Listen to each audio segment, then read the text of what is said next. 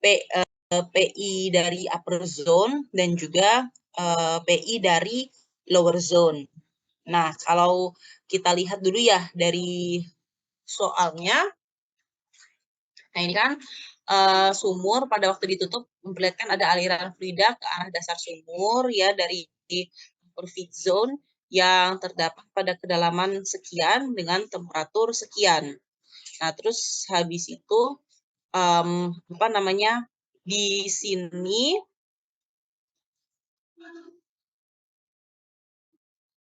jadi pada ini ya 226 derajat Celcius ini dia merupakan apa?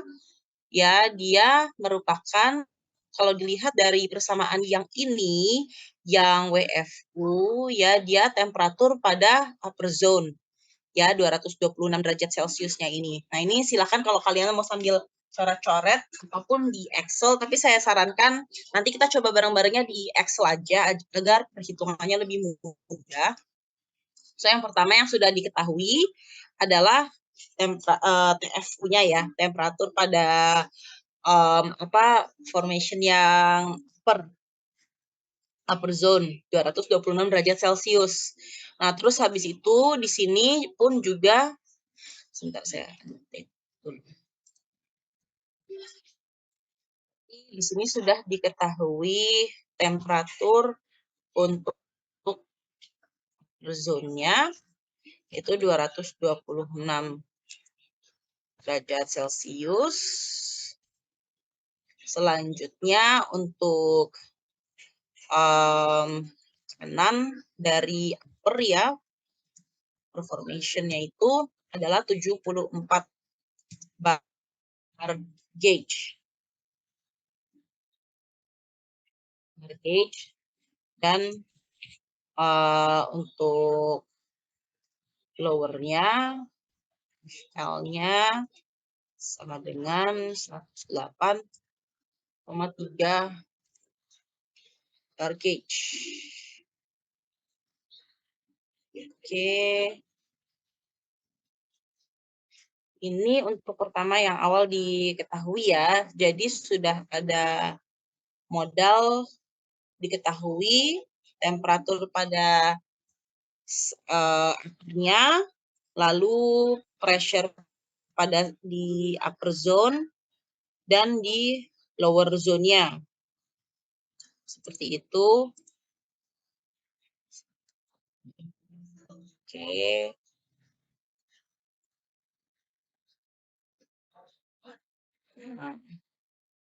Oke, terus selanjutnya kita pertama bisa cari dulu untuk ini ya, untuk WFU-nya. Nah, mungkin ada yang ingin mencoba sebelum saya tunjuk, mungkin ada yang berminat untuk mencoba pakai Excel aja.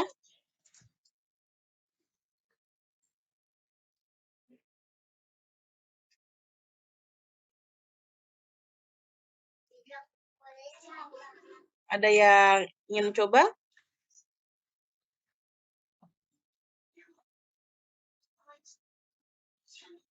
Halo?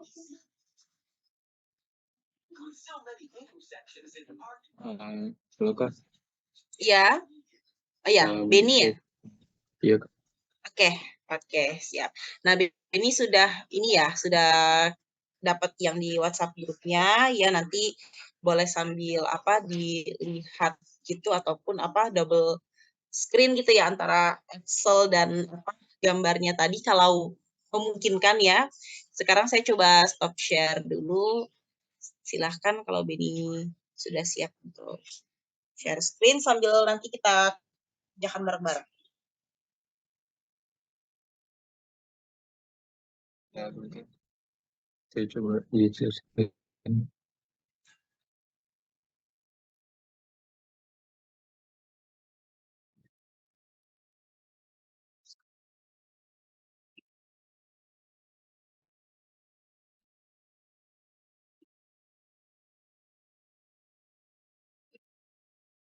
Mohon maaf Kak, ini share screen-nya masih disable Kak. Oh iya, oke. Saya setting dulu. Oke. Sorry. Oke, bagaimana? Sudah bisa?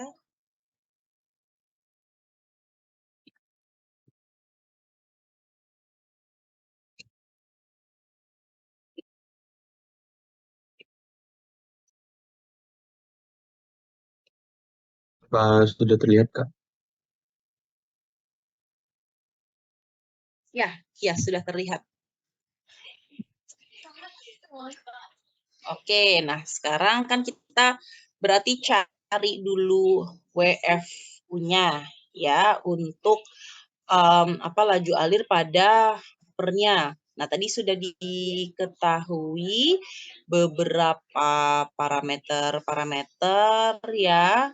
Nah, sekarang untuk mencari WFU-nya itu sendiri kan dibutuhkan laju alir inisialnya, terus habis itu temperatur mixture ya, lalu temperatur inisial, lalu apalagi itu yang dibutuhkan adalah temperatur upper ya, upper feed zone sama temperatur yang mixture. Oke, nah sekarang untuk WI-nya tadi sudah diketahui sepertinya WI-nya berapa pada kita coba dari yang tes yang pertama, dan di situ kan ada 4 tabel tadi di gambar yang saya kirim, ada 4 kok 4 tabel, maaf, dalam 4 tabel dalam 1 tabel ada 4 tes, itu maksudnya. Oke, nah kita coba yang pertama dulu ya, WI. Untuk mencari WFU, kita perlu WI. WI yang pertama pada tes pertama itu diketahui 14 ya. Yang pertama itu 14. Oke, 14 satuannya mungkin boleh di kolom sebelahnya ditulis satuannya ya biar clear aja, kilogram per second dalam kilogram per second. Baik, lalu T mixture di dalam tabel apakah ada yang sudah pencampuran di 164 ya, 164 derajat Celcius.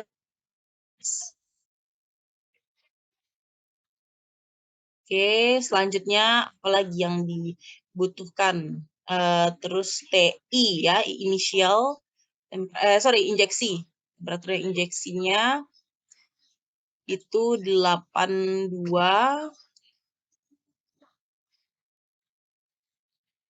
Oke.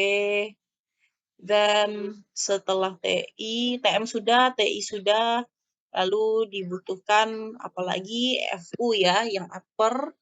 Yang upper tadi sudah ditulis ya sepertinya ya di atas ya 226. Terus setelah upper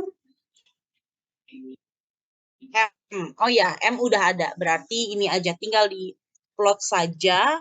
Berarti perhitungannya adalah WI dikalikan TM dikurang TI. Oke. Nah, ini cara perhitungannya pun juga teman-teman harusnya sih sudah mengerti ya yang mana duluan yang dikerjakan gitu. So, ya, TM kurangi I, terus dibagikan dengan TF kurangi mixture. Yes. Oke. Ya, betul. Didapati WFU-nya 18,5. kilogram per second.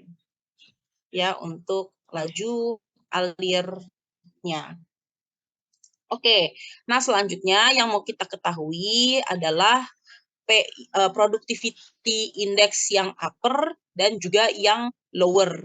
Ya, nah di gambar yang saya kirim satu lagi itu kan ada yang namanya rumus yang PI upper dan PI lower.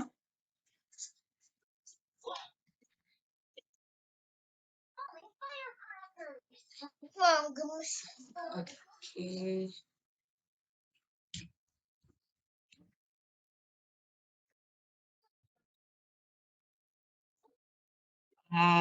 Right, ya.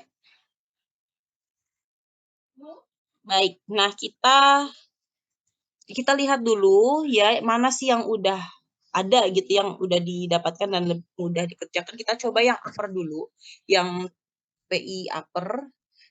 PI upper itu kan dibutuhkan WFU ya dibagi dengan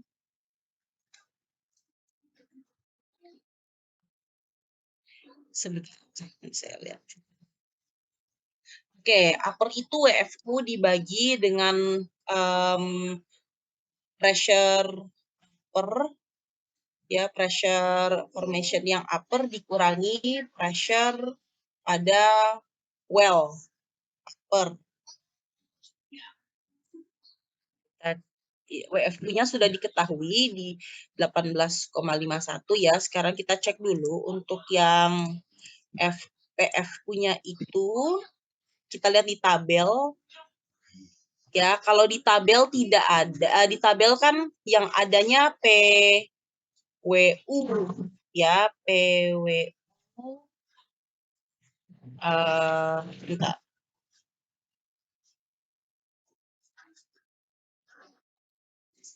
PWU, nah itu di yang 70,5 ya, PWU-nya di 70,5, terus PFU-nya yang formasi upper zone ya, yang formation itu di 74.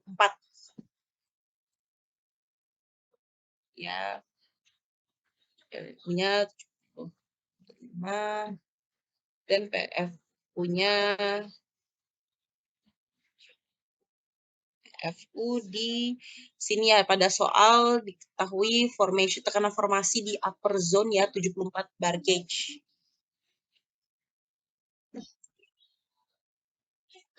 Itu PFU udah ada ya, Pak? Iya, PFU ini nih. PFU itu yang dari hasil pengukuran bla bla bla diketahui tekanan formasi di upper zone ya adalah 74.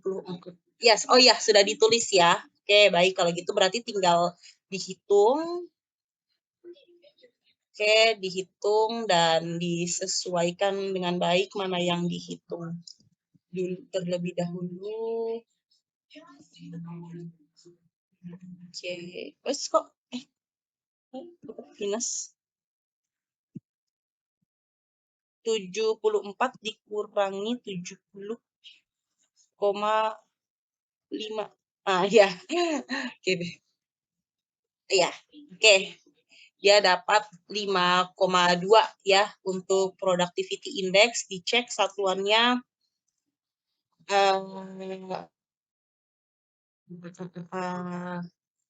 untuk PI-nya. Oke, bar gauge ya. Berarti dengan sebentar.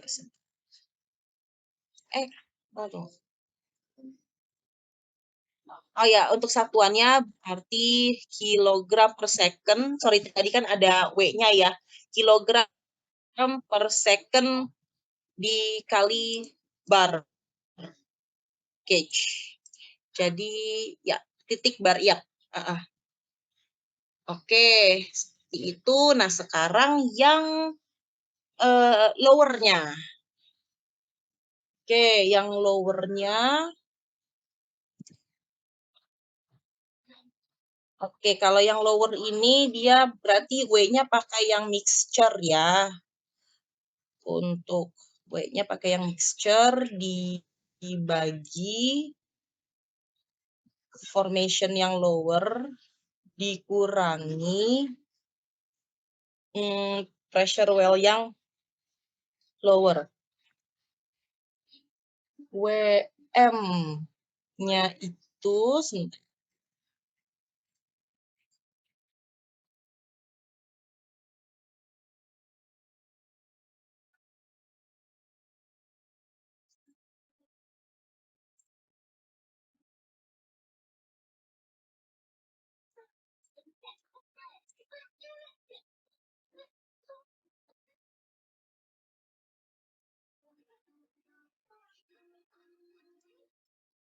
Oke, sorry, sebentar. Untuk WM ini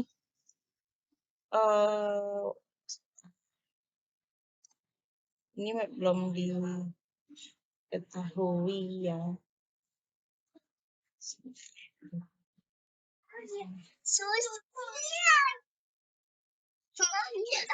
Oke, mohon tunggu sebentar untuk yang WM-nya.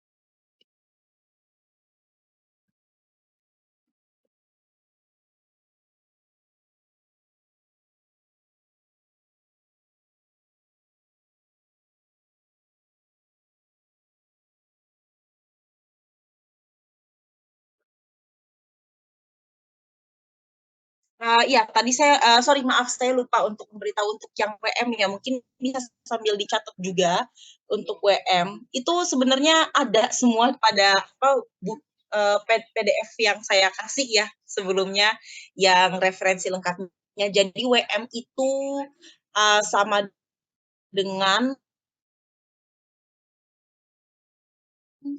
WI.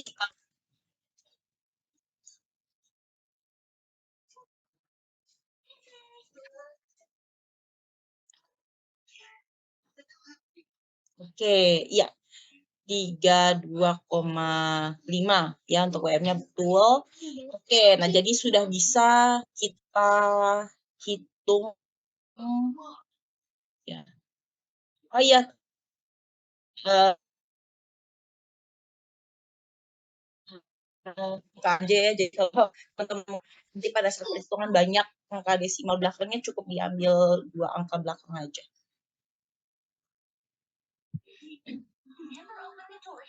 Oke, silakan bisa dihitung untuk yang lowernya, WM-nya sudah diketahui ya. PWL Ya, berapa? 2, ya. Ya, sebentar. Untuk PL-nya lower zone. Oh, ini lower zone-nya ada pada yang narasinya di 108, PWL ya? Sorry. PWL ya. Iya, iya, iya. Iya. Oh, ini 109,7. Ini sorry, yang PWU-nya itu harusnya PWL ya. Kan yang PWU udah ada di atasnya. Terus yang bawahnya kan tekanan sumur di lower zone. Nah, itu supposed to be PWL. Berarti 109,7 ya.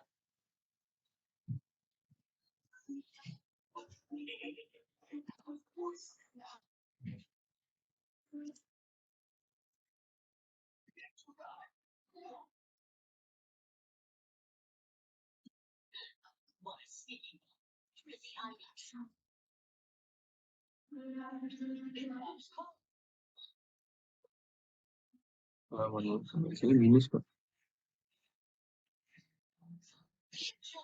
Oke. Tapi hasilnya berapa ini? Di situ. Oke.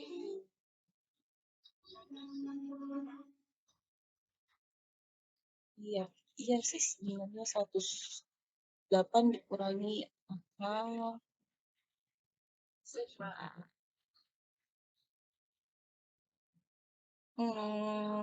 Iya. Sebenarnya kalau saya lihat pada sebentar.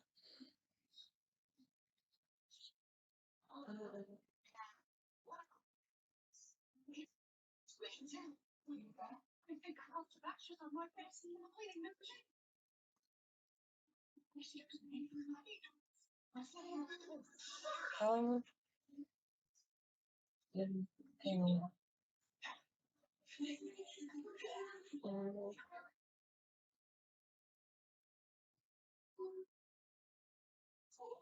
coba kalau misalnya dibalik, coba pengen tahu aja 109,7 dikurangi 108,3 itu jadinya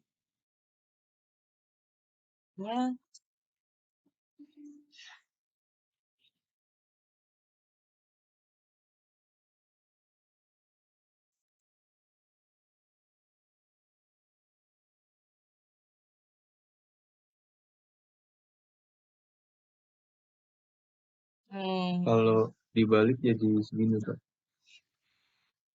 Tadi hasilnya juga 19 juga ya, tapi minus 19, sekian kan ya. Iya. Ya, oke. Kalau misalnya menurut apa namanya, ya kalau menurut rumus sih seperti itu. Ya perhitungannya sih udah benar yang tadi, yang PFL ya lower dikurangi well yang lower kan ya. Sebentar. Itu saya kanan formasi 108,3 iya. Terus tekanan sumur di lower zone, lower zone 109,7. Oke.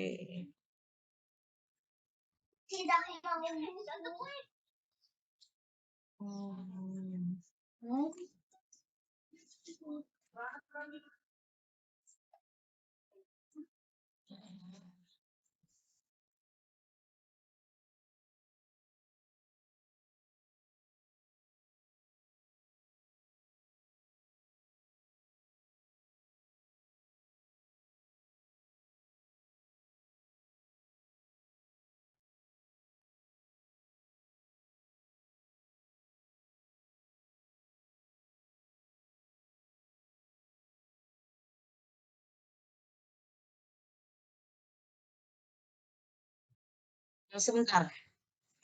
Coba saya boleh share screen sebentar. Ini saya mau tunjukin yang ada di sini ya.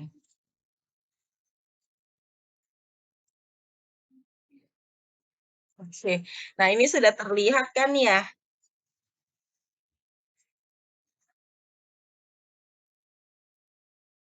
Oke, nah malah ini justru lebih aneh lagi. Ini WM-nya kan udah diketahui tadi betul ya 32,5 ya Beni ya untuk yang WM-nya.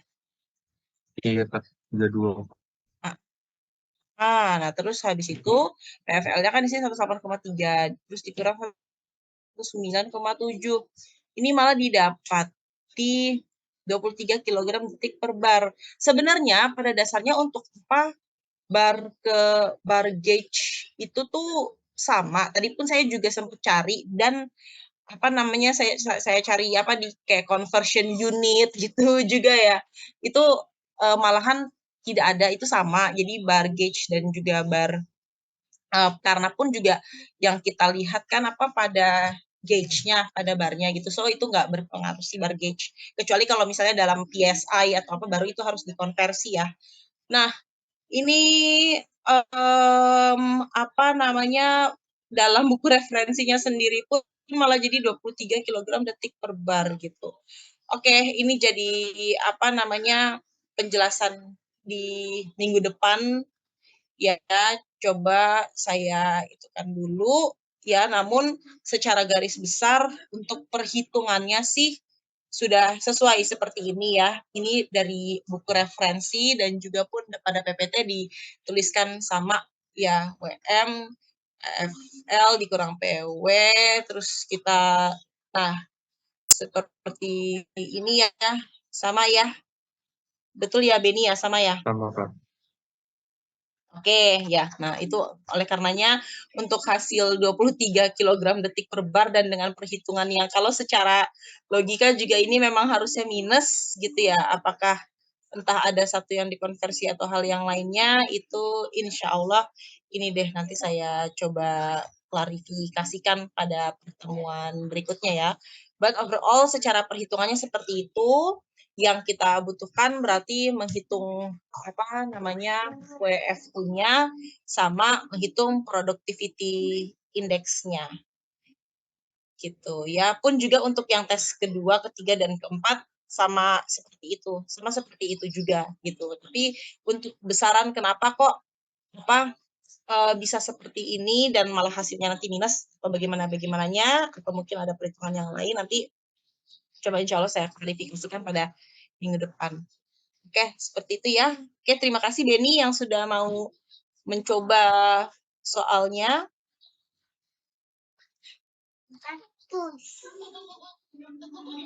Oke, kita lanjut lagi.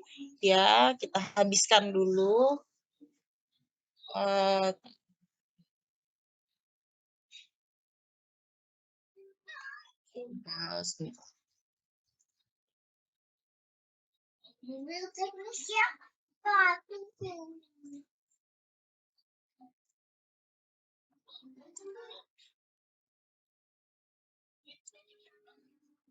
Oke, kita habiskan dulu ya. Oke, nah lanjut ada uji permeabilitas total. Iya, sebagai info ya sekiranya kalau misalnya untuk ada hitungan-hitungan dan lain-lainnya yang mungkin keluar pada ujian adalah hanya yang kita pernah coba aja gitu ya. Jadi apa namanya seenggaknya kalian pernah tahu gimana cara perhitungannya. Selanjutnya uji permeabilitas total. Nah ini efek dari perubahan rate injeksi dapat dimonitor dengan dua cara. Cara yang pertama adalah dengan mencari hubungan tekanan aliran yang stabil sehingga dapat diperoleh besarnya injectivity atau dengan memonitor transient tekanan dengan cara seperti yang digunakan di perminyakan sehingga dapat diperoleh besarnya transitivitas atau permeability hasil kali permeabilitas dengan ketebalan K dikali H. Kedengaran harus ditentukan dengan tepat, sebaiknya adalah di lokasi pusat rekahan atau feed zone yang diidentifikasikan pada waktu pemboran dengan terjadinya hilang sirkulasi lumpur atau dari petrologi core atau serpih pemboran. Apabila alat ukur atau gauge ya ditempatkan pada kedalaman yang salah, maka hasil pengukuran salah. Hal ini dapat terlihat dari ketidakteraturan pada chart atau naik turun yang disebabkan karena pergerakan fluida dengan densitas bervariasi menyebabkan perbedaan tekanan antara dua kedalaman tersebut atau tempat alat ditempatkan dan kedalaman tidak dapat dianalisa. Transmisivitas satu permeability thickness atau K dikali H ya ditentukan dengan cara yang sama dengan yang digunakan di bidang perminyakan untuk menganalisis pasien lalu uji panas. Setelah uji kompresi selesai, penginjeksian air dihentikan dengan mematikan pompa. Sumur relatif dingin setelah uji kompresi.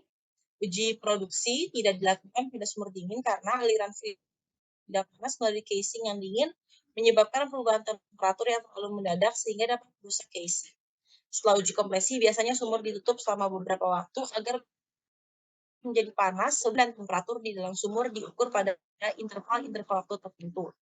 Pengukuran biasanya dilakukan pada hari ke-1, 2, 4, 7, 14, 28, dan 2 Tapi bila diperlukan landaian temperatur yang lebih rinci, maka uji panas dapat ditentukan. Lama waktu pemanasan bervariasi, mulai dari hanya beberapa jam hingga beberapa bulan. Untuk mendapatkan informasi yang baik, uji panas sebaiknya dilakukan paling sedikit 1 bulan. Dengan ditutupnya sumur, maka sumur menjadi panas dan temperatur meningkat, sedangkan gradien tekanan di dalam sumur berkurang. Beberapa cara bagaimana panas dapat mencapai sumur antara lain. 1. Panas merambat secara konduksi melalui formasi sekitarnya. 2. Fluida mengalir langsung ke dalam sumur pada suatu kedalaman dan keluar pada kedalaman lain atau interzonal flow. Panas merambat secara konveksi di dalam sumur. Perubahan temperatur di dalam sumur relatif lebih cepat apabila batuan di sekitarnya mempunyai permeabilitas tinggi. Hal ini dikarenakan pada batuan yang mempunyai permeabilitas tinggi, maka perpindahan panas yang terjadi secara konveksi relatif besar dibandingkan dengan yang terjadi di batuan yang memiliki permeabilitas kecil. Sementara perubahan temperatur di dalam sumur relatif lambat apabila batuan di sekitarnya memiliki permeabilitas kecil, sehingga kadang-kadang diperlukan waktu beberapa bulan untuk menjadi panas. Interzonal flow yaitu pergerakan air dari satu level ke level lain melalui lubang sumur, dicirikan oleh pemanasan yang merata dan lebih cepat di satu bagian sumur dibandingkan dengan di bagian lain. Setelah uji panas selesai, fluida sumur biasanya disemburkan ke permukaan atau bleeding melalui pipa kecil dengan laju aliran sangat kecil, yaitu sekitar 1 kg per second. Tujuannya adalah untuk memanasi casing sebelum dilakukan uji produksi. Selanjutnya masuk ke uji produksi. Uji produksi biasa disebut discharge atau output test, dilakukan untuk mengetahui jenis fluida reservoir dan fluida produksi, kemampuan produksi sumur, yaitu besarnya laju produksi dan entalpi fluida pada berbagai tekanan kepala sumur, 3 karakteristik fluida dan kandungan gas. Data tersebut di atas sangat diperlukan untuk menentukan pada tekanan kepala sumur, beberapa sumur sebaiknya dioperasikan. Data laju aliran massa entalpi fluida akan sangat berguna untuk menghitung potensi sumur pada berbagai tekanan kepala sumur. Salah satu hasil uji produksi adalah kurva produksi atau output curve, yaitu kurva yang menggambarkan kemampuan produksi sumur dalam bentuk gambar, yaitu berupa hubungan antara laju alir massa total, laju alir massa uap, entalpi, dan fraksi uap atau dryness. Lalu beberapa metode uji produksi yang umum dipakai yaitu metode pengukuran satu fasa, metode pengukuran dua fasa atau kalorimeter, metode pengukuran dua fasa atau lip pressure, dan metode pengukuran dua fasa atau separator. Nah, metode pengukuran sumur satu fasa, sumur-sumur entalpi rendah, sumur-sumur yang berproduksi dari reservoir panas bumi bertemperatur rendah, dan di kepala sumur mempunyai temperatur lebih rendah dari temperatur titik didih air, hanya memproduksikan air saja. Dalam hal ini, besarnya entalpi ditentukan hanya dari tabel uap berdasarkan data temperatur dan tekanan kepala sumur. Bila pada tekanan atmosfer air tidak mendidih, maka laju aliran massa atau laju produksi ditentukan dengan cara mengukur laju aliran yang melewati sharp edge weir atau ISO 1431. Laju alir massa air yang diukur adalah yang keluar dari atmospheric separator atau silencer. Ada 3 jenis weir box yang sering dipakai dipakai yaitu rectangular, suppressed, dan triangular. Rumus pendekatan yang bisa digunakan untuk menentukan besarnya laju alir massa air yang bersuhu 98 derajat Celcius yang terukur oleh masing-masing tipe weir box akan dijelaskan sebagai berikut.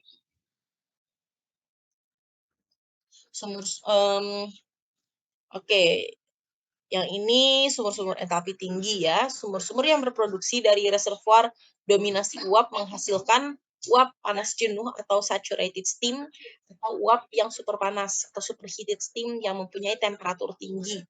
Entalpi dan laju aliran massa dapat ditentukan dengan cara sederhana, yaitu dengan mengukur laju aliran dengan menggunakan revise BS 1024 dan mengukur temperatur BS 1041. Besarnya entalpi fluida atau flowing entalpi ditentukan dengan memplot kondisi tekanan dan temperatur pada Molière chart. Selanjutnya metode kalorimeter. Alat utama yang digunakan dalam pengujian ini adalah kalorimeter. Metode kalorimeter umumnya digunakan untuk mengukur laju aliran dari sumur-sumur yang diperkirakan mempunyai laju aliran kecil.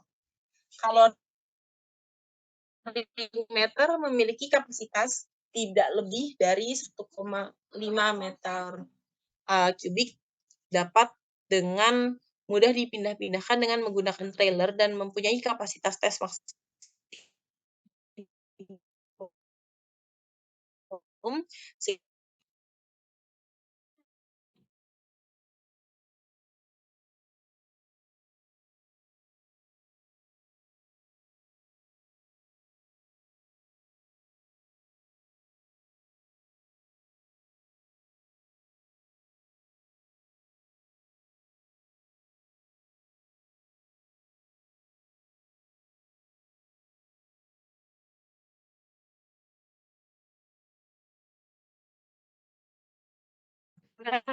yang baik, pengujian sebaiknya dilakukan paling sedikit 3 kali.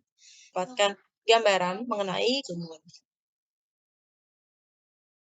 Oke, lalu metode lip pressure, metode sembur tegak, vertical discharge. Uji tegak yang sederhana selama beberapa jam tergantung dari ukuran karena tidak dari sumur akan menyembur dengan kecepatan yang sangat tinggi. Biasanya dilakukan setelah uji kompresi dan uji panas. Uji tegak berguna untuk memperoleh perkiraan awal mengenai potensi sumur dan menentukan peralatan yang dibutuhkan dalam menguji kemampuan sumur pada waktu yang lebih lama. Selanjutnya, metode sumur datar atau horizontal discharge. Dalam metode ini, fluida dari sumur disemburkan mendatar ke silencer atau atmospheric separator. Tekanan diukur pada bagian paling ujung pipa. Laju aliran air dari separator diukur dengan menggunakan weir box. Selanjutnya, metode separator. Metode ini paling akurat untuk mengukur aliran dua fasa dari sumur panas bumi dengan penggunaan cyclone separator. Separator akan memisahkan fasa uap dan fasa cair pada tekanan separator. Ukuran separator tergantung dari perkiraan besarnya laju aliran massa. Lanjutannya, beberapa metode pengukuran untuk menghitung laju alir. Satu, metode perhitungan pengukuran laju alir uap dan air dengan orifice meter. Pengukuran laju alir uap dengan orifice meter dan air dengan weir. Pengukuran laju alir uap dengan flow-meter dan air dengan gas purge manometer. Lalu interference test. Interference test merupakan salah satu jenis uji transien tekanan yang biasanya dilakukan untuk mengetahui saling hubungan atau komunikasi antar sumur sehingga dapat diperkirakan atau dipastikan. Penyebaran batas reservoir yang telah diperkirakan sebelumnya, mengetahui sistem reservoir apakah terbuka atau tertutup, harga interwell properties seperti transmissivity dan storativity, serta besaran lainnya seperti initial reservoir pressure.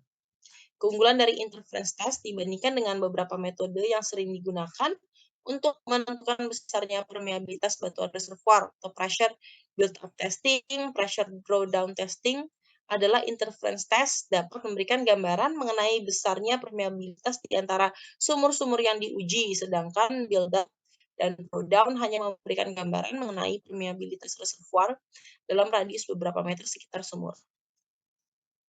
Beberapa hal penting dalam interference test, prinsip pelaksanaan, peralatan, respon tekanan, metode analisis. Prinsip pelaksanaannya, sebenarnya prinsip dasar pengujian sumur sangat sederhana, yaitu kita memberikan satu gangguan keseimbangan tekanan terhadap sumur yang diuji, yang dilakukan dengan memproduksikan dengan laju aliran konstan. Dengan adanya gangguan ini, impuls perubahan tekanan atau pressure transient akan disebarkan ke seluruh reservoir dan diamati setiap saat dengan mencatat tekanan lubang bor selama pengujian sumur berlangsung. Apabila perubahan tekanan tadi diplot dengan suatu fungsi waktu, maka akan dapat dianalisa besaran-besaran dan karakteristik reservoir yang disebutkan di atas. Interference test memerlukan sekurang-kurangnya satu sumur yang aktif diproduksikan atau diinjeksikan, dan sekurang-kurangnya satu sumur pengamatan tekanan atau sumur pengamat. Semakin banyak sumur observasi akan semakin banyak informasi yang akan didapatkan untuk analisa karakteristik reservoir. Lalu 2, peralatan. Pengamatan tekanan di sumur dilakukan dengan menggunakan pressure chamber fluid yang digantung pada major feed zone. Data logger yang berfungsi merekod tekanan terdapat dalam satu unit port cam. Jarak alat tersebut dengan sumur sebaiknya tidak terlampau jauh. Untuk menjamin pembacaan tekanan yang akurat, maka digunakan capillary tubing yang menghubungkan pressure chamber di salah satu ujungnya dengan pressure sensor di ujung lainnya. Purging dilakukan secara teratur dengan menggunakan gas helium dan didorong dengan gas nitrogen dengan menggunakan booster. Lalu respon tekanan pada saat sumur aktif diproduksikan, tekanan pada sumur aktif tersebut akan segera turun, dan setelah beberapa lama, tekanan pada sumur pengamat yang terletak pada jarak R dari sumur aktif mulai terasa ada responnya. Besarnya respon tekanan dan lamanya diterimanya respon oleh sumur pengamat tergantung pada sifat batuan dan fluida reservoirnya yang berada di sekitar sumur aktif dan sumur pengamatnya. Lalu metode analisis.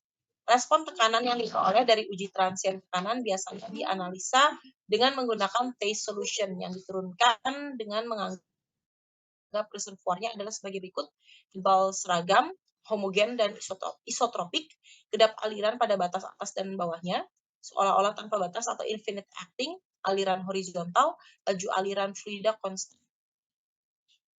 Dalam lanjutannya, dalam satu reservoir yang infinite acting, homogen dan isotropik, penyelesaian persamaan diffusivity dengan E-function menunjukkan bahwa perubahan tekanan pada sumur pengamat adalah merupakan fungsi dari waktu yang secara matematis dinyatakan oleh persamaan berikut ini.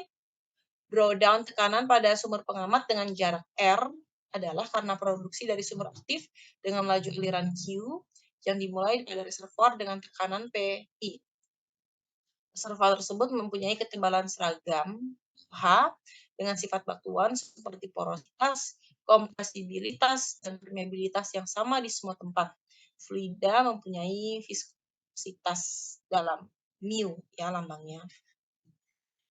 Lalu masih lanjutan dari metode analisis, penyelesaian persamaan untuk perubahan tekanan ini diperoleh dengan EI function berdasarkan anggapan skin factor pada sumur aktif tidak mempengaruhi pressure drawdown pada sumur pengamat. Wellbore storage diabaikan baik di sumur aktif maupun di sumur pengamat. Cara yang paling baik dalam menganalisis tes interference ini adalah dengan menggunakan cara type curve matching. Cara ini dikembangkan oleh Perlover dengan menggunakan EI function. Si lanjutan metode analisis. Data tekanan yang diperoleh dari interference test dapat dianalisis dengan menggunakan langkah-langkah sebagai berikut. 1. Plot drawdown tekanan yang diperoleh dari sumur pengamat. P sama dengan PI dikurangi P versus waktu dalam T ya, elapsed time, pada kertas grafik log yang mempunyai ukuran skala yang sama dengan type curve. Ini.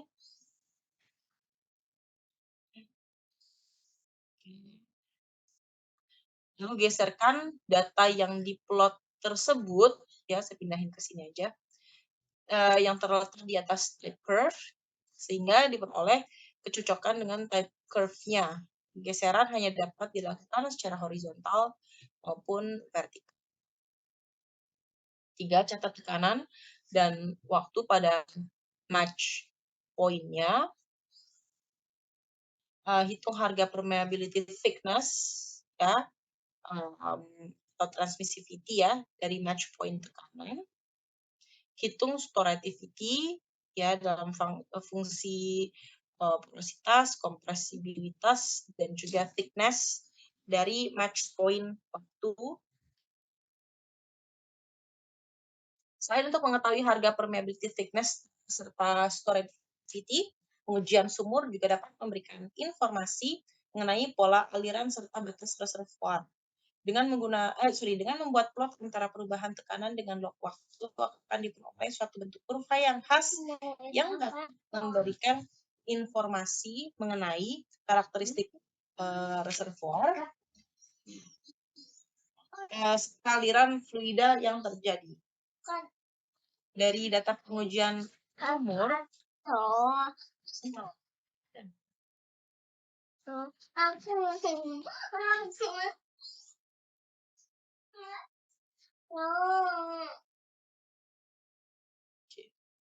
Dari data pengujian sumur, kita dapat membuat plot antara perubahan tekanan terhadap blok waktu berdasarkan kurva yang dihasilkan dapat dianalisis mengenai karakteristik.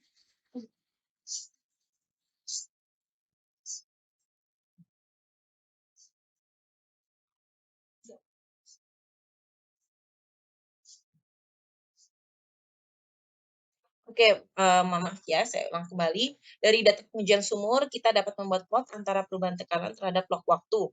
Berdasarkan kurva yang dihasilkan dapat dianalisis mengenai karakteristik model reservoir panas bumi pada lapangan yang sedang diuji. Apakah reservoirnya tertutup, seolah-olah tidak terbatas atau infinite pumping, apakah ada rekahan, dan sebagainya. Contohnya adalah sebagai berikut.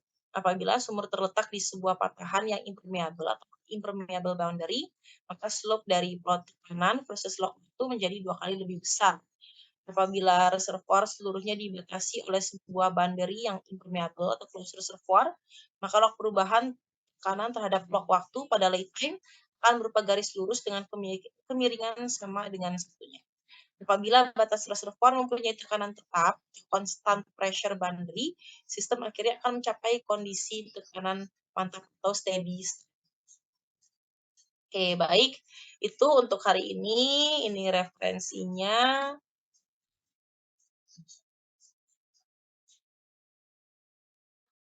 Baik, saya share. Oke, sampai di sini bagaimana? Ada yang masih ingin didiskusikan?